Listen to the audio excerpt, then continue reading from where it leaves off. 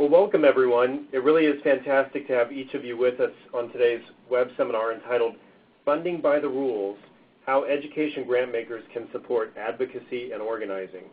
My name is John Branham and I'm Grantmakers for Education's Deputy Director. Today's web seminar, however, is brought to you by GFE in partnership with our Working Group on Education Organizing and the Community Foundation for the National Capital Region. GFE's mission is to strengthen philanthropy's capacity to improve education outcomes for all learners, an effort we accomplish by offering impactful place-based and e-based programming, knowledge products such as benchmarking, which provides data and analysis on the latest trends in education philanthropy. GFE's 2012 benchmarking report highlights that our members invest in public will building and education organizing. 78% of our members are making grants to support advocacy, while 48% are supporting grassroots or community organizing. Within GFE, we have 3 funder networks designed to bring together grant makers who fund specific areas of education reform. And as mentioned earlier, today's web seminar is brought to you by our Working Group on Education Organizing. The Working Group on Education Organizing exists to deepen grant makers' knowledge around the education policy-related strategies grant makers can employ to dramatically improve outcomes for students, and the education organizing strategies as well. Consistent with this strategy, WeGo Network develops meaningful opportunities for funders to learn and connect with one another as they explore these strategies and share effective practices. At a time when more education funders than ever are appreciating the value of engaging in education organizing, WeGo's efforts are unique and valuable. All GFE members are invited to be a member of the network, and if you'd like to do so, please contact GFE's Program and Network Manager, Kimberlyn Butler, at kimberlyn@edfunders.org. So before jumping into our presentation, let me take just a minute to highlight a few of our web seminar platform's key elements. Because the lines will be muted, you can easily submit questions throughout the presentation using the Chat with Presenter dialog box in the left panel of your screen. The moderator will be fielding questions for speakers. You may also raise your hand if you would like the moderator to chat directly with you regarding a particular question. Finally, for a better viewing experience, please feel free to select full screen in the top right corner of your page. If at any time during the web seminar you have logistical challenges, please dial 1-800-246-1442 and provide access code 595-2100. This number and access code can also be found in your invitation. At the end of today's presentation, the full web and audio file will be available for you as an MP4. We will also post slides and a recording of the web seminar on GFE's website. Let me also take just a minute to thank today's presenters, including Daren Garshelis of Alliance for Justice and Marquise Harris Dawson of Community Coalition. Again, thank you all for joining us, and with that, let me turn over the virtual baton to Lee Christian Parker, our moderator.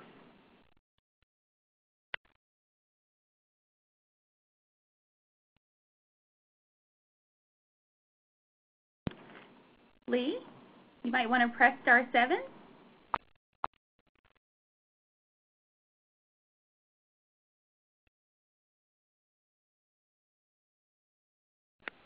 Can you hear me now? We can. Thank you, Lee. Wonderful. Sorry about that, everybody. Technology issues on my end. Thank you very much for joining us. As the co-chair of the Working Group on Education Organizing, we're really excited to host this webinar. And today we're going to focus on learning about the legal parameters for funding grantees who employ these 2 strategies, as well as several compelling examples from the speakers.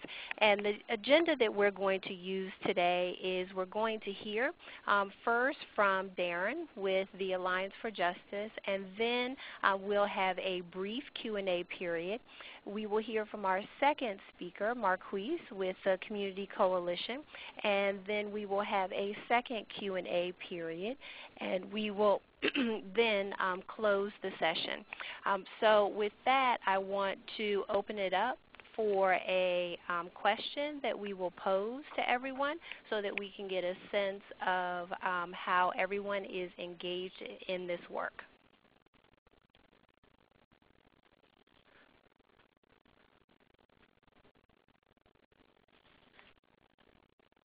So you should see on your screen a question that says, are you funding any organizing projects? So if you could click yes or no, and then you will immediately see the results for everyone who has joined the call. So we'll give you a quick second to do that.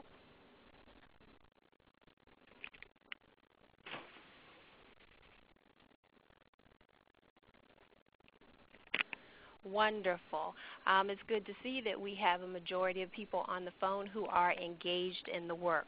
So let's quickly move into the meat of our discussion, and let me introduce our first speaker, and that speaker is going to be Daren Garshelis, counsel for the Alliance for Justice.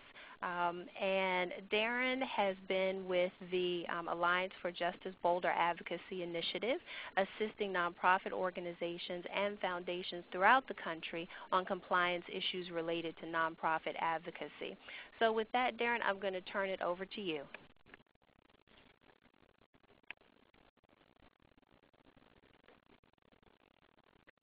Great. Thank you, Lee. Can everyone hear me? We can hear you, Daren. Excellent. Hi there, folks. My name is Daren Garshelis. I'm counsel with the Boulder Advocacy Initiative of Alliance for Justice. As Lee mentioned, we work with nonprofits and foundations throughout the country to educate folks about legal rules about participation in advocacy work and in funding advocacy work. Because there are some restrictions, it's important that folks be aware of what they can do and what they can't do. And as many folks on the call are already aware, advocacy work is tremendously important in trying to dismantle some of the structural barriers that oftentimes get in the way of the important work that nonprofits do. And so because it is so important that folks be involved in advocacy, it's also important to understand where the limits are as far as what we can do and where the opportunities are for what we can do. So today we're going to be talking about foundation support for nonprofit advocacy. Looks like from the polls that there are a lot of folks on the call who are currently either participating or funding organizing work and funding advocacy work, and that's great to hear. I wanted to start off today with a quick overview of foundations and federal tax law. Many of you are likely aware that there are a couple different types of foundations out there. There are private foundations and there are public foundations. Both private and public foundations fall under Section 501c3 of the tax code. However, there are going to be a few things that distinguish private foundations from public foundations. What makes a private foundation is that it basically is funded by one particular endowment or one family or one corporation. It doesn't have a diversity of support. On the other hand, public foundations are actually public charities. They qualify as public charities under the tax code, but they're grant-making public charities who meet what's called the public support test, just like any other public charity. In other words, they're getting funding from a variety of sources. And so a couple examples of private foundations, very prominent examples would be the Ford Foundation, Robert Wood Johnson Foundation. A couple examples that I've highlighted of public foundations or community foundations would be the Brooklyn Community Foundation and the San Francisco Foundation. Now the tax treatment of private foundations and public foundations is going to be the same because we're all 501c3s. We're tax exempt and contributions to both private and public foundations are tax deductible.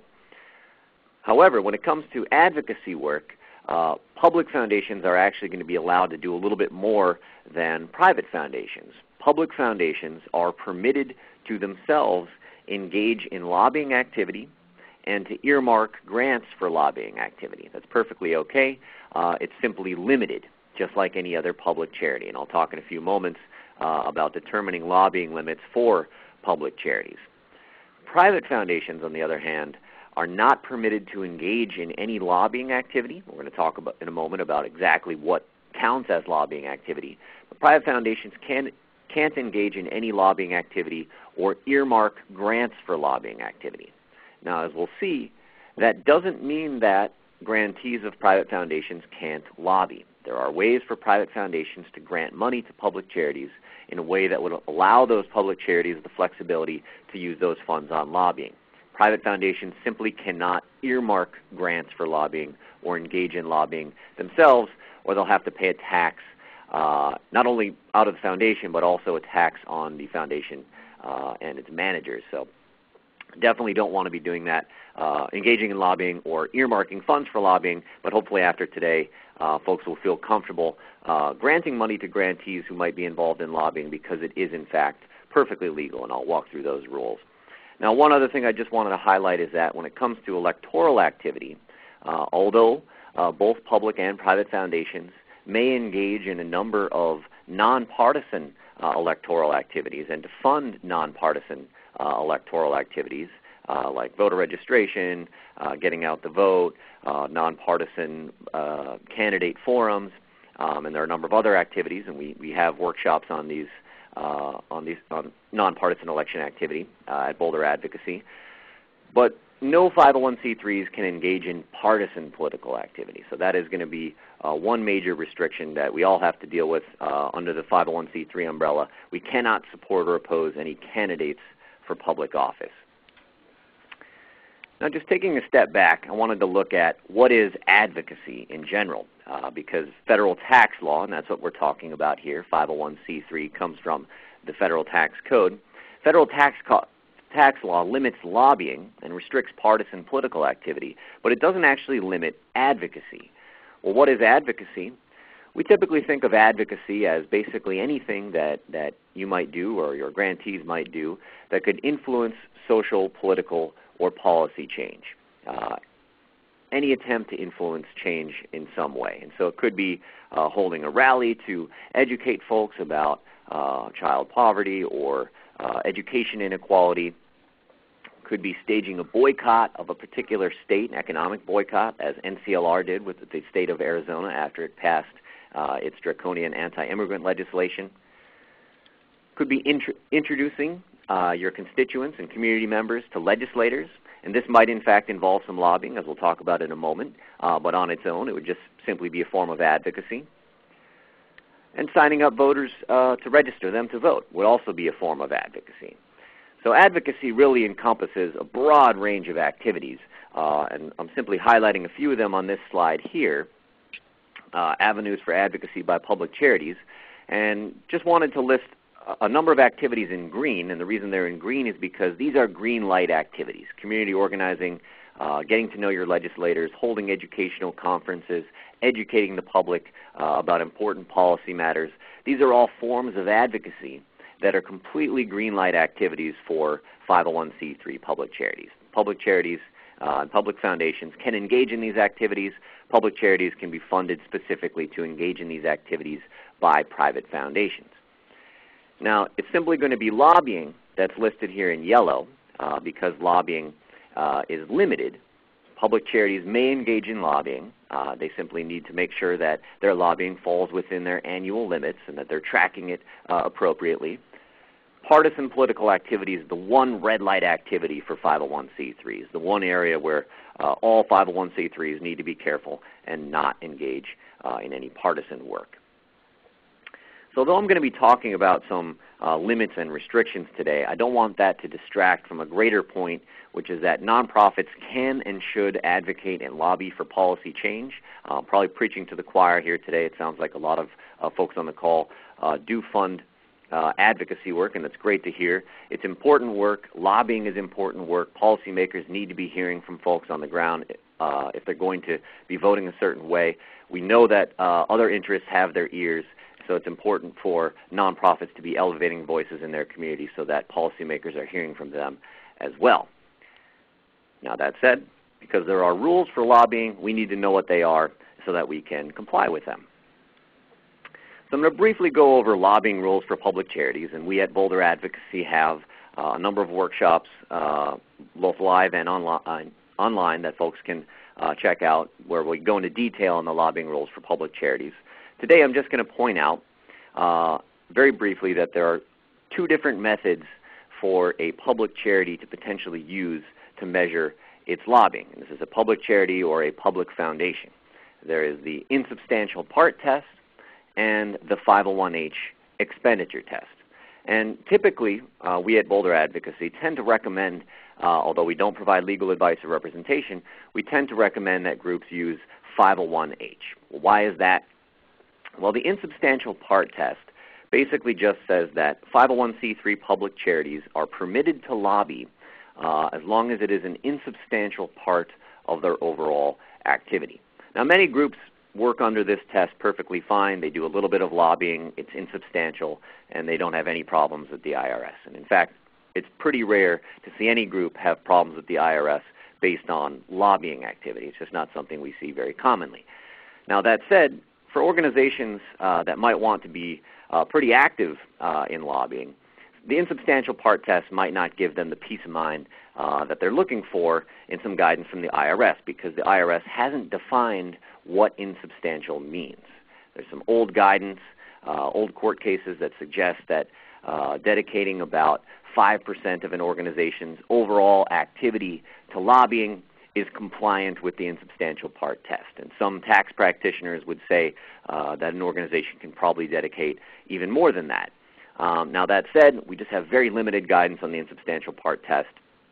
And so from the Boulder Advocacy Initiative perspective, we think about 5% can be dedicated to lobbying under the insubstantial part test.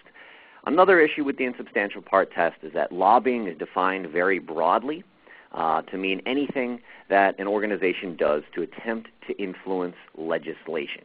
Now, it is limited by influencing legislation, so attempts to influence regulatory proceedings or executive decisions. That doesn't count as lobbying under federal tax law under either the insubstantial part test or the 501H expenditure test. However, anything an organization does, anything they do to attempt to influence legislation, if they're using the insubstantial part test, that would count as lobbying against that insubstantial part limit. Now, for organizations that are looking for a little more peace of mind, the 501H expenditure test tends to be the better test. Organizations do have to affirmatively elect to use 501H using IRS Form 5768. And again, this is for public charities. Private foundations can't themselves lobby, but this could be relevant in case your grantees are attempting to decide which test they're interested in. And 501H provides clear dollar-based limits based on an organization's annual expenditures. And typically, those dollar-based limits are going to be well over 5%. I mentioned that 5% was the rough number that we typically use to determine what is insubstantial under the insubstantial part test. Well, organizations typically can see their lobbying limit go up by simply electing to use the 501H expenditure test. It will give a clear dollar amount for how much the organization can dedicate to lobbying annually, and typically that number is larger than it would be under the insubstantial part test. It also provides clarity. An organization can know exactly what its lobbying limit is. It doesn't have to, at the end of the year, wonder, boy, is this insubstantial? It will know that the amount of money that they spent on lobbying was less than the amount of money that they're permitted to spend on lobbying. Therefore, they're compliant with federal tax law.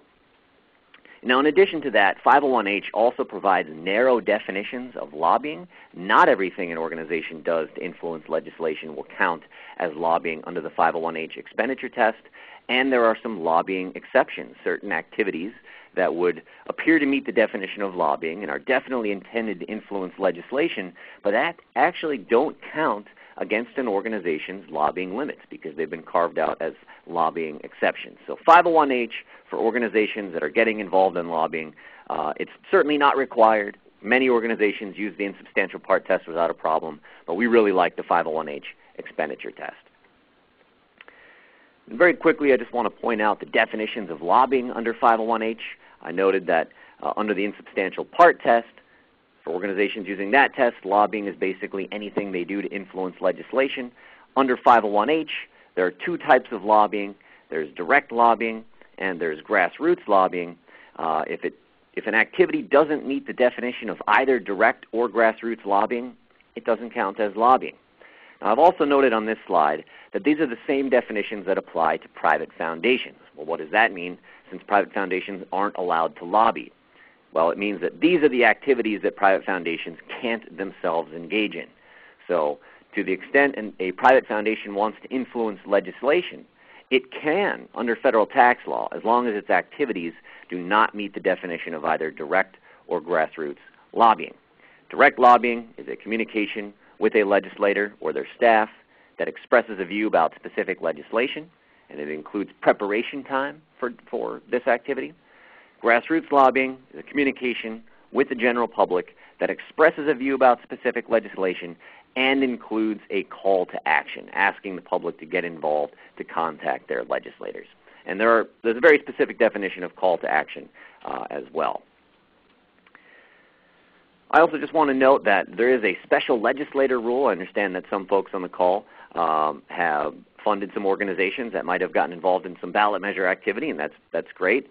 Just be aware that ballot measure advocacy typically does count as lobbying under federal tax law under either the insubstantial part test or the 501H expenditure test under what's called the special legislator rule, where members of the general public are considered to be legislators. So if you're asking them to vote for or against a particular ballot measure, then that means you're engaged in lobbying activity, which is limited for public charities, limited for public foundations, but not permitted for private foundations.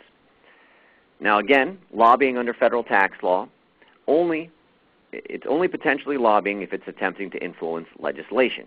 So if you're attempting to influence regulations, executive orders, or trying to change enforcement mechanisms in existing laws, or challenging a law through litigation, that's not going to count as lobbying under federal tax law, even under the broader insubstantial part test. And also, as I noted earlier, the 501H expenditure test, in addition to providing higher lobbying limits for organizations and clear dollar amounts for how much they can spend on lobbying, also has some exceptions, activities that would appear to count as lobbying in that they're attempting to influence legislation, might even meet the definition of direct or grassroots lobbying, but have been specifically exempted under 501H and do not count as lobbying. Another advantage to 501H. And I should also note here that for any private foundations that might themselves be getting involved in advocacy, private foundations can take advantage of these lobbying exceptions as well. They can put out nonpartisan analysis, studies, or research that might ultimately make a conclusion about specific legislation, and as long as it follows the parameters outlined under the lobbying exception under 501H, that doesn't count as lobbying. It's not a taxable expenditure for the private foundation. So I'll be happy to answer more questions about the definitions of lobbying and the exceptions when we turn to questions. For now, I want to turn to how foundations can support advocacy work. And there are a number of avenues for private foundations and public foundations to be supporting advocacy activity. I just wanted to highlight on this call a few examples. One is as a capacity builder. Private foundations can build the capacity of their grantees to engage in advocacy work and to engage in lobbying activity. They can fund capacity building organizations like the Connect Project or even like Boulder Advocacy to work with grantees to get them up to speed on what they need to do strategically to push an advocacy agenda and what they need to do legally to protect themselves and make sure that they are compliant with all IRS rules and any state disclosure rules. General support is another great way for foundations to support advocacy activity. Can fund grantees that are engaged in advocacy work through general support. As I'll talk about in a few moments, general support grants actually are very useful for public charity grantees and for foundations who are okay with funding grantees that are involved in advocacy because they provide great flexibility for those grantees to engage in lobbying activity. And it will not count against the private foundation. And I'll talk about that rule specifically in a couple of minutes. Another way that foundations can support advocacy is through convening, by bringing nonprofits and policy leaders to the table to find solutions, making sure that all the thought leaders on a particular issue are coming together and are talking to make sure that they will be moving forward on an issue together. Foundations can also fund specific advocacy projects.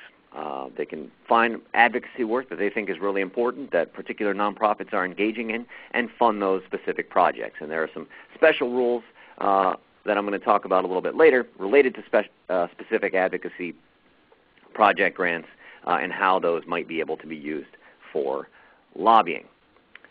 So turning now to funding public charities who lobby. Foundations can engage in a number of advocacy activities themselves. They can fund a number of advocacy activities. I've just highlighted a few. They can also fund public charities who lobby. Well, how can they do that? I said earlier that private foundations can't lobby themselves and they can't earmark grants for lobbying. Well, private foundations can fund grantees that lobby through either general support grants or through specific project grants. General support grants are great because a private foundation can grant money to a public charity and just say, this is for general operating support. We really like the work that you do. Please keep doing it. The public charity can turn around and use that money for lobbying activity. It's perfectly fine under federal tax law. And the IRS is fully aware of this safe harbor and absolutely okay with it. So for private foundations who want to provide their public charity grantees the flexibility to engage in lobbying activity if they feel the need to, a general support grant is a good way to go. Now, some private foundations don't prefer general support grants, or don't prefer them in all cases at least, and would rather fund specific projects. Well, I want to touch on the lobbying rules of specific project grants. So for a private foundation, it's actually not considered a lobbying expenditure if the foundation provides a grant that is not earmarked for lobbying. Again, the private foundation can never say, we're giving you this money to lobby. That's going to create a lobbying earmark.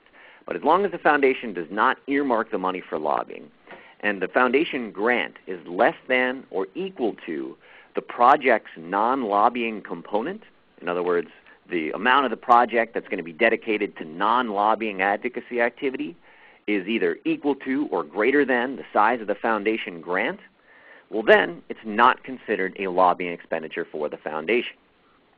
So here's an example. Let's say we have a $100,000 project that a grantee would like to do. It's up to the foundation. It's incumbent upon the foundation that wants to fund a specific project to get an itemized budget from the grantee. So Foundation 1 has asked for the itemized budget.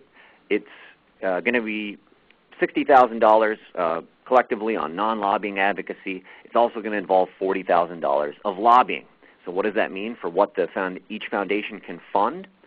Well, each foundation can fund up to the non-lobbying portion of the grant, so $60,000. So Foundation 1 could come in with a $50,000 grant. That's less than $60,000, and as long as they have an earmarked grant for lobbying, it's perfectly okay, and they haven't restricted the grant from being used on lobbying. So no earmark and no restriction. The grantee could use that grant on lobbying activity, and it's perfectly fine under federal tax law. Foundation 2 could come in and provide a $50,000 grant to fully fund that $100,000 project. And because the $50,000 grant is less than the $60,000 non-lobbying amount of the project budget, that would not be a lobbying expenditure. Foundation 2 is in the clear, and the public charity could use those funds to fund some of the lobbying. They would have the project fully funded. They can go ahead and take money from these grants to fund the $40,000 lobbying portion of the project budget, and it is not a problem for the foundations, provided two things. There's no earmark for lobbying, and there's no lobbying restriction. So just to wrap that up, I just want to point out that restricting public charity grantees from lobbying is absolutely not necessary. We see it very common that private foundations will restrict lobbying by public charity grantees. A lot of attorneys who are really just trying to make sure that their private foundation clients don't get into any trouble whatsoever are in our opinion, a little bit overcautious that they'll restrict public charity grantees from lobbying. It's actually not necessary to protect the foundation, and it ends up restricting the public charity grantees from doing some of the great work that we want them to be doing. So as long as the private foundations take advantage of either the general support safe harbor or the specific project grant safe harbor, and there's no earmark for lobbying, then there's no reason that you have to restrict the grant from lobbying. You've done everything you need to protect yourself under federal tax law by taking advantage of those safe harbors and by not including a lobbying earmark.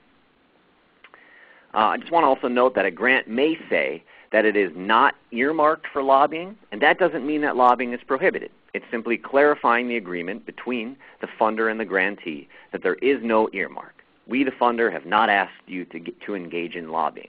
That doesn't mean that you can't lobby. We just haven't asked you to do it.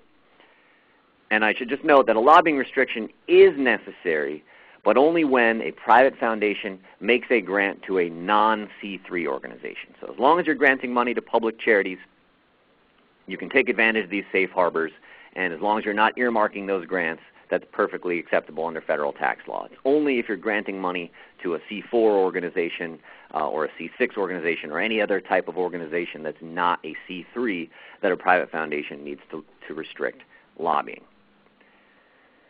So turning now, I just wanted to note a couple things about funding and participating in election-related activity. I noted at the outset that all 501c3 organizations, private foundations, and public charities alike, including grant-making public charities, may engage in nonpartisan electoral advocacy, but we cannot support or oppose any candidates for public office. We have to be very careful that in anything we do, we're not tending to show support or opposition to any candidates for public office. And I just wanted to highlight one specific rule because I understand that some of the folks on the call have funded some voter registration and GOTV work in the past. There aren't any specific rules about GOTV work aside from the fact that it needs to be nonpartisan. But with voter registration drives, there actually are some specific rules for private foundations. So for any private foundations out there that are thinking about funding voter registration drives in the future, just keep in mind that there are some specific rules if you are earmarking a grant for voter registration. Now, you can give a general support grant, and that money could then be used on voter registration, and these rules would not have to be followed. These rules only have to be followed if you as a private foundation are earmarking the work to be done on voter registration drives. The voter registration drive, if it's earmarked, must be sponsored by a C3, must be nonpartisan. It must not be confined to one specific election cycle, unfortunately. It must be conducted in 5 or more states, and it must be run by a group that qualifies as a public charity. Why there are these specific rules that are a bit onerous, can't really explain. Apparently the IRS is concerned that private foundations could try to manipulate voter turnout in specific areas, which they don't want them to do because they think that that could have a partisan impact. But for whatever reason, there are these specific rules on private foundation funding of voter registration drives if they are earmarked. And before I wrap up and take questions, I just wanted to note that we have a lot of resources online at boulderadvocacy.org, many resources for both foundations and nonprofits alike, explaining lobbying rules, election rules, how to work between C3 and C4 organizations. We also have a lot of resources on advocacy capacity and evaluation, including a new advocacy capacity tool, which I recommend checking out. You can have your grantees assess where their capacities are to engage in various advocacy activities and where it might make sense for them to team up and leverage with other organizations. We also have some tips for evaluating advocacy, both from the grantor and the grantee perspective. And we have resources for evaluating community organizing, because I understand most folks on the call today actually are involved in funding organizing activity. Sometimes it can be a little bit difficult to evaluate. Well, we have a lot of tools online to try to help you come up with good benchmarks for how to evaluate the important organizing work that your grantees are involved in.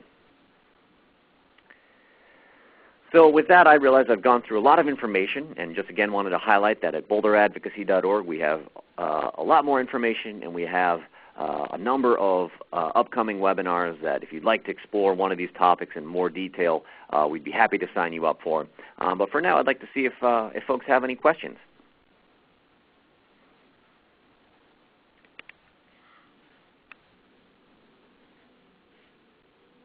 Daren, at this juncture, I don't see anyone posing a question, but let's give folks a couple of more seconds before we move on. So just as a reminder, if you do wish to pose a question, you can pose it in the chat box, and I will see that and pose it to Daren, who will then answer your question. Sounds great. Actually, just one last thing before I wrap up. I just want to point out that we actually have a free technical assistance service. I'm going to go ahead and put that information up right now. So if you have a question in the future, you can go ahead and email us at advocacy@afj.org or call us 866-675-6229. We have an attorney on call every single day, and while we don't provide legal advice or representation, we will try to talk through all of the legal issues involved in related to whatever question you might have. And a lot of organizations take advantage of this, so I would ask you to do the same, because we'll be here and we'll be happy to answer your call. That's a dynamite resource, Daren. Thank you very much for that. And thank you for a very thoughtful and in-depth presentation. Let's go ahead and move to our second speaker, Marquise Harris-Dawson, who is the President and CEO of Community Coalition. And Marquise, as the President and CEO of Community Coalition, has been deeply involved and committed to the organization's mission, working arduously to improve the social and economic conditions in South Los Angeles that led to crime, violence, substance abuse, and poverty. So with that, Marquise, I'm going to hand it over to you. All right. Can everybody hear me? Yes. Excellent. So I want to sort of fly through our presentation. Community Coalition was asked to be a part of this discussion because we are a grassroots membership-based organization in a low-income community of color, and 100% of our work is about improving the quality of life in our neighborhood. And we use various forms of what we call struggle, but they meet the legal definition of either civic engagement, lobbying, advocacy, and all of the categories that our previous speaker talked about. Just a note about who we are. I think this is important for Foundation. So on an annual basis, we get support from somewhere between 25 to 30 private foundations per year, a handful of public foundations. We've got hundreds of individual donors, all of which claim their donations on our taxes. And then we have more than over $1 million in public sector grants and contracts to do various forms of outreach. Organizing, advocacy, and voter engagement principles for us. The first one is because we know that our work is controversial, we try to stay well within the bounds of federal, state, and local laws. Also, in order to protect the organization and protect our funders, we try to involve our volunteers, and we aggressively recruit volunteers, volunteers who have less legal ties to the organization in all of our work, so that responsibility for activities doesn't necessarily fall squarely on the organization. And then in everything that we do, and I think Daren was really drew a bright red line around this, we try to stay focused on issues rather than personalities, because any focus on personalities can be easily construed as electioneering or supporting or opposing a candidate. I also want to say before I move it to some examples of what the kinds of things we do is the importance of state and local laws. So we find that actually the compliance with the IRS is the clearest. The federal laws are the clearest. But for example, in California we have state laws around lobbying and state laws around being involved in elections and voter registration. Then we have city laws. So at any given point, any organization that's doing this kind of work has to be aware of all three sets of codes. And I'll give you an example. So there's a local organization here where they were doing advocacy work and voter registration work. Well, one of their volunteers, when they came to get materials to knock on doors to register people to vote, they had a sticker and a poster for a candidate in their trunk. Well, the opposing candidate was spying and took pictures of it, and that prompted a city ethics investigation on that organization. Now, the reason why that's important, because it was clearly inside the bounds of what you can do with regard to the IRS. That was important, though, because the city has a mechanism where when it involves a 501c3, they automatically report to the IRS. And so, again, in this case, nothing became of it, but it's just, to me, an example of why folks need to be aware of the matrix of regulations and laws in your given your specific locations. So some examples, there are really three examples of sets of activities. that we have. One we refer to as organizing campaigns, the others we refer to as advocacy, and then the last one we refer to as voter engagement. So organizing campaigns involve really a set of activities that are coordinated in a way to bring about a specific change. Sometimes the change is regulatory, sometimes it's legislative, and sometimes it's administrative. But activities that are involved in an organizing campaign are community events, public protests and demonstrations, and then public press events, issuing research findings or survey results, or highlighting or showcasing personal stories in a way that brings the issue that you're organizing around to light and brings public opinion in to your favor. As community organizing groups, it's very hard to win when public opinion is not in your favor, and so our work almost always straddles convincing administrators, bureaucrats, and elected officials of our point of view, but also building broad public support. The second type is advocacy. So that is direct education of elected or appointed officials. And this is usually the distinction between advocacy and organizing for us is that for the most part, advocacy is done either in private or in very discrete settings. So direct education or of an elected or appointed official, you go to their office or they come to your office, you talk to the issue, they meet with some of your members or volunteers who have firsthand experience with the issue, and they are convinced, oh, you know what, we should offer college prep courses for all students. Or you'll go to provide testimony in a public setting.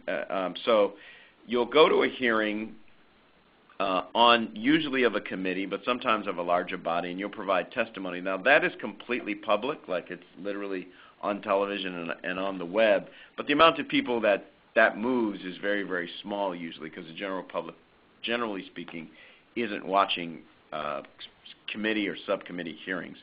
And then direct work with legal advocates. So sometimes through the process of either organizing or advocacy, folks will tell us, look, we can't do anything about this until the law changes or until the court gives guidance on this specific regulation.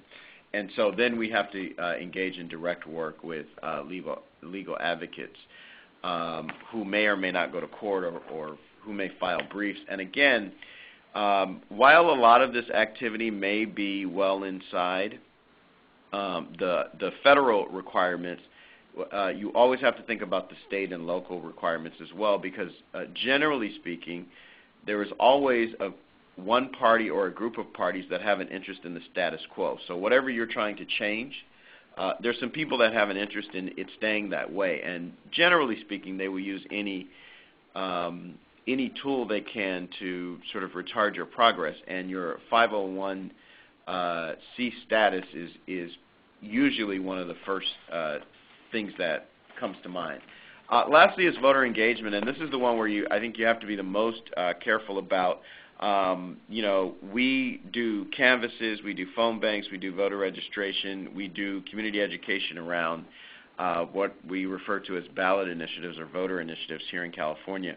So some of the categories of things we do is, one, just inform residents that an election is approaching and that in that election issues that they care about will be on the ballot. We have a really bad problem that I think is probably national, and that is, national and state elections get respectable turnout. Local elections and regional elections get insanely dismal turnout, and we do them at different times here in California. And so just letting people know that an election is happening can have a big impact on an election. Second, educate voters about key issues impacting them. So sometimes ballot initiatives especially are worded in a way where folks don't necessarily know that it's going to have an impact on them. So it might say that it's a water bond, but in fact, if you know about the water bond, you know that it's going to increase prices on people living in rental units. And so that's an impact. That's something that impacts poor people directly.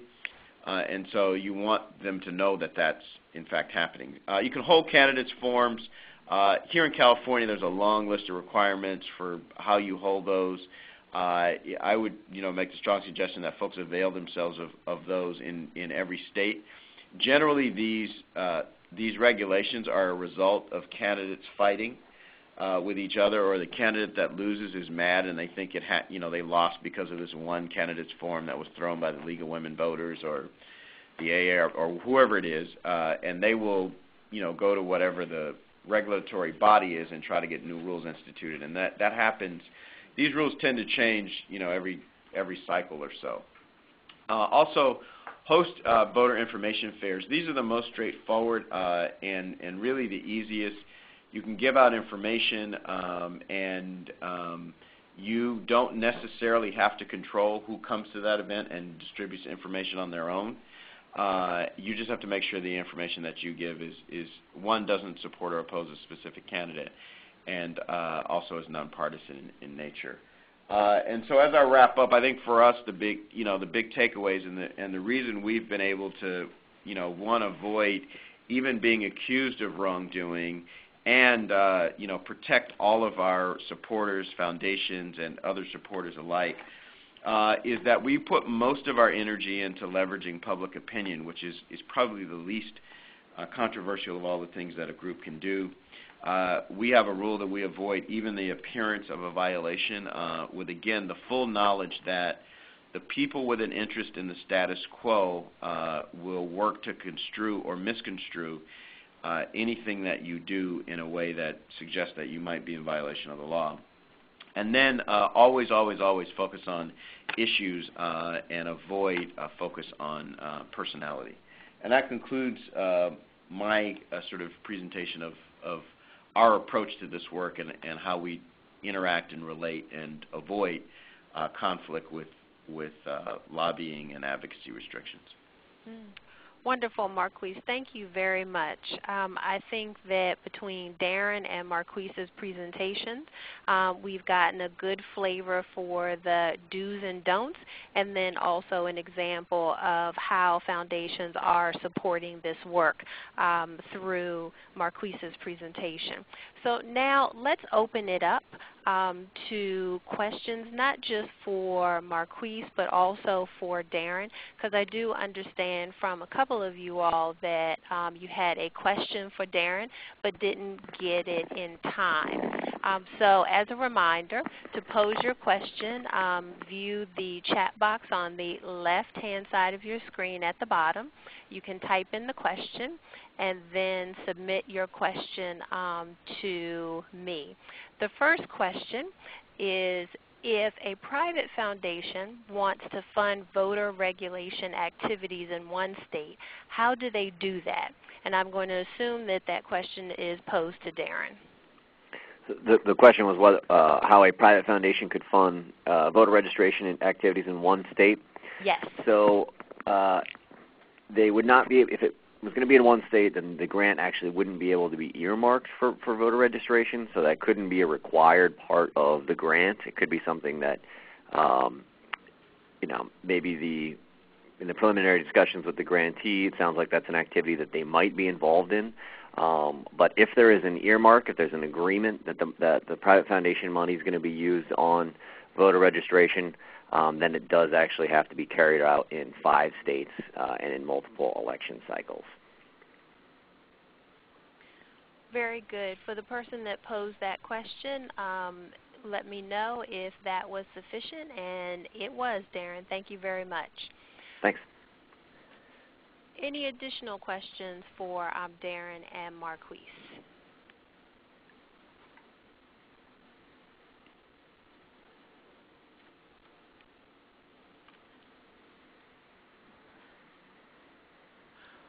While we're waiting for additional questions to come in, I will take the moderator's prerogative and pose one. As a staff person working at a community foundation, we are pursuing the possibility of selecting the H election. And I am curious, Daren, for those foundations, particularly community foundations that you've worked with, do you have any sense of the internal process that foundations have gone through to make sure that there is 100% buy-in to that selection?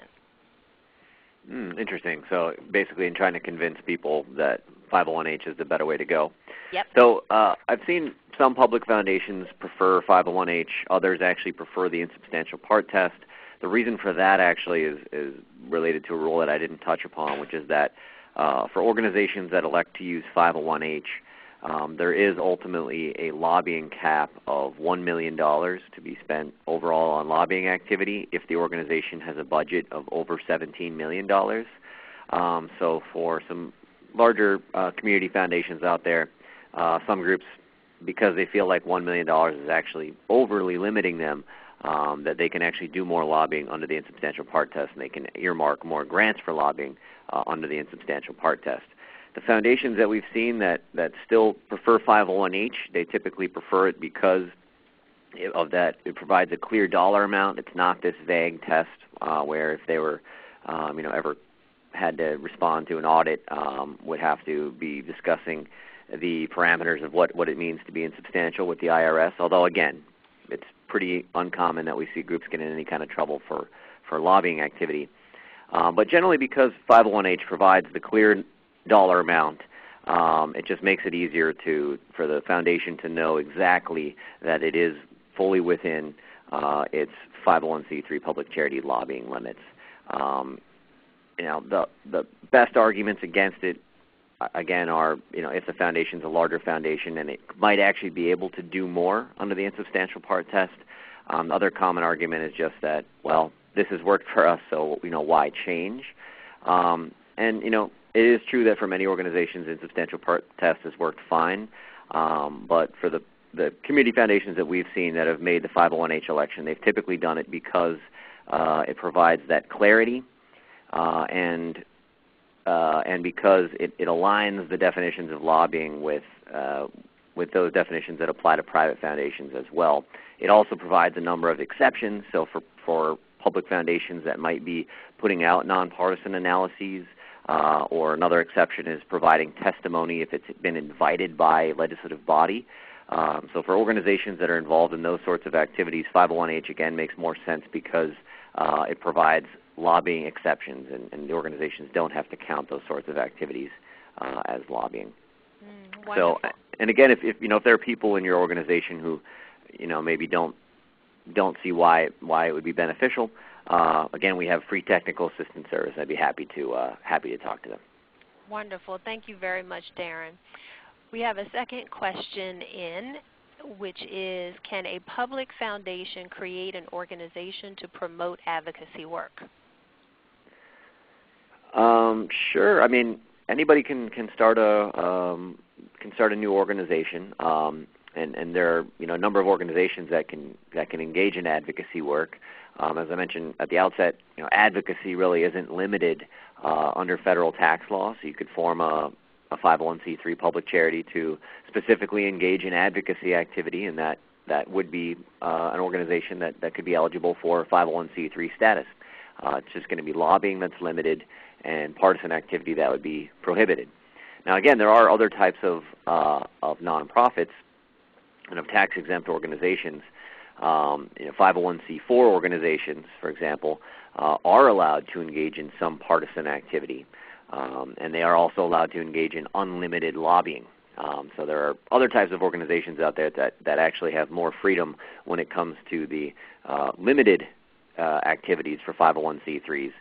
It's just a little bit tougher as a funder to fund those organizations because the grants then are required to be restricted. So private foundation grants to non-C3 organizations have to prohibit lobbying in addition to partisan activity. And as we saw, they don't have to prohibit lobbying if they're going to C3 public charities. But anybody can start an organization. So if a public foundation wanted to spin off a project or a new organization to specifically get involved in advocacy work, that's absolutely fine.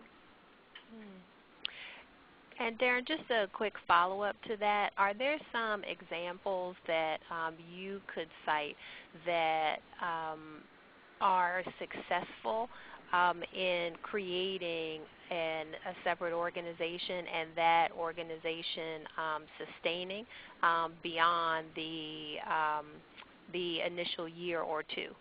It's a tough question. I might have to do a little bit of research. I mean, oftentimes what we see is I mean, as opposed to being a separate organization, one thing that we see that's fairly common from community foundations is setting up projects that are, they'll have their own name as if they're their own organization, but they're actually a project of the community foundation. And some of these projects I think have sustained for a while, but it's not sure if I can give a good example on that one. Sorry. Okay, no worries, no worries. One person asked for clarification, Daren, about what you mean by self-defense. Sure. So self-defense, that was listed as a lobbying exception. So it's going to be one of the times when a private foundation actually is permitted to lobby. It's going to be a time when a public charity or public foundation can engage in lobbying activity and not have to count it against its overall lobbying limit. Self-defense refers to any time that an organization is defending its powers and duties as an organization. So if Congress were to ever attempt to revoke the C3 status of a particular organization, that organization could come and testify and could come and meet with legislators and ask that to preserve its C3 status, and that would count as self-defense. Unfortunately, it's a pretty rarely applicable exception because, fortunately, we don't see a lot of organizations under the gun like that. And unfortunately, the exception doesn't apply to attempts to preserve funding.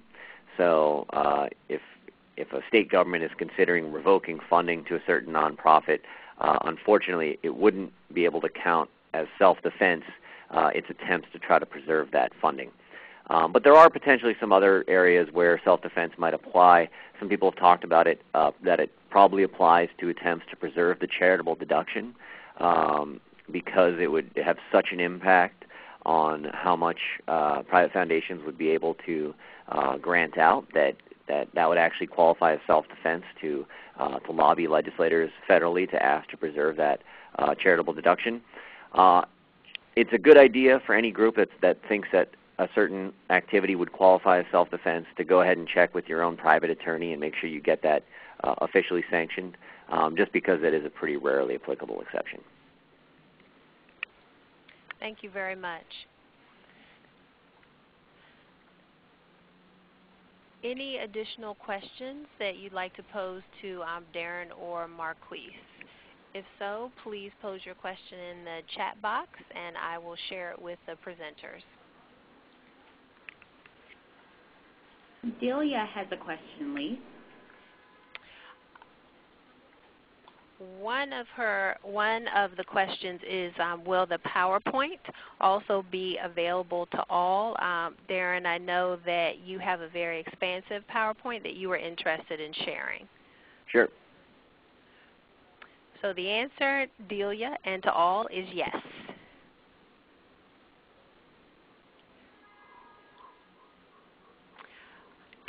So if there are no more questions, we're going to close this segment.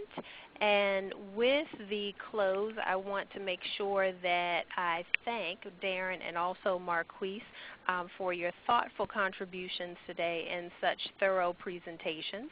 And as John noted earlier, a copy, if you will, or audio file of the webinar will be available to all. And Kimberlyn will talk in more details about that. I wanted to also just recognize the fact that as a program officer at a community foundation, I found this conversation to be really, really helpful. As I indicated before, we're considering the H election.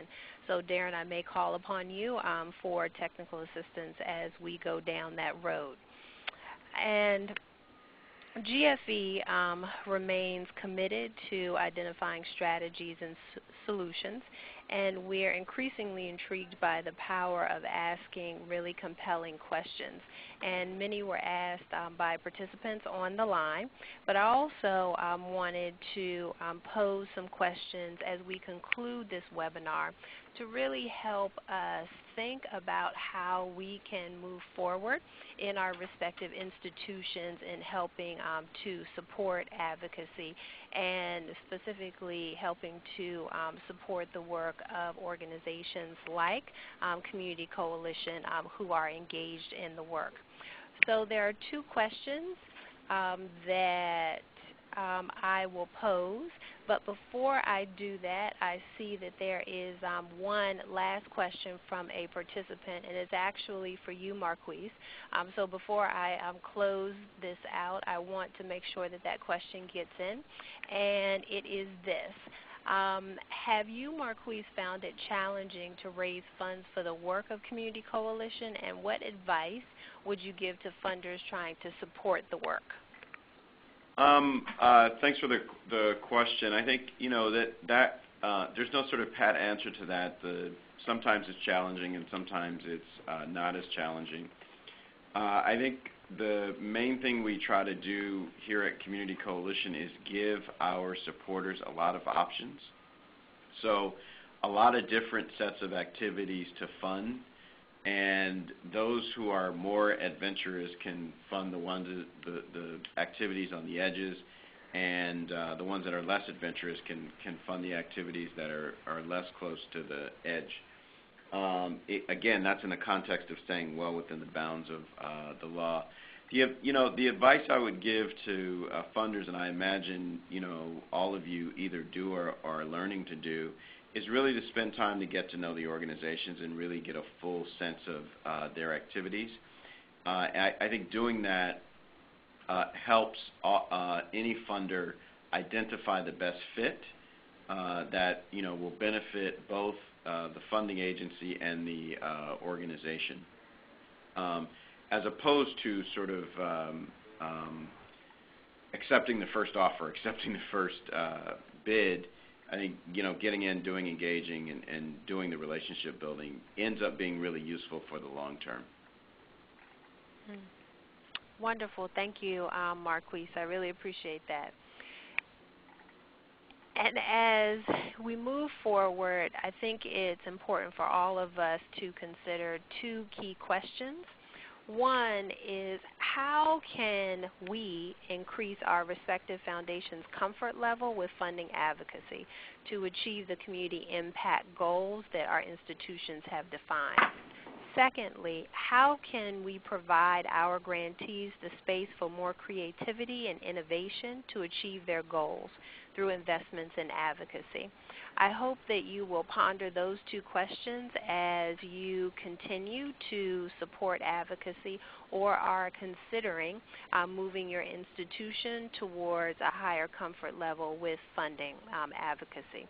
So with that, again, thank you, Daren and Marquise, and I'm going to turn it over to Kimberlyn, who will provide us with some key announcements from GFE and close us out. Thanks so much, Lee, and thanks to everyone for your participation today. It was really, really great to have everyone on the line to learn about this subject. Before we all sign off, I'd like to take a brief moment to mention some of GFE's future programs. First, the RFP for our annual conference has been released, and submissions are due by 5 o'clock p.m. Pacific on March 15th. The conference-themed Philanthropy Rising to the Challenge, Leading a Nation More at Risk, will be in Houston, Texas, October 16th through 18th. Secondly, GFE will offer 2 member briefings, the first of which is focused on early learning and improving outcomes for kids of color and ELLs in the first 8 years. It will be May 6th through 8th in Minneapolis, Minnesota.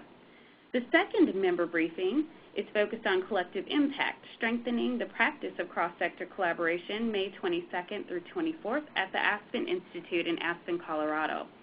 Registration for both member briefings will be in early March, so keep your eyes peeled for that announcement. And now for a few closing thoughts. First, as a reminder, the full webinar presentation will be available on GFE's website and or by email. As Daren mentioned earlier, he has a larger set of slides that we can share with you. And actually, we will also follow up later today with an evaluation of this program. And I'll try my best to put those files within that survey link. The survey is really short, so please take 5 minutes to fill it out. Your comments really do help us improve our program. Thanks again, everyone, for participating, and enjoy the rest of your day.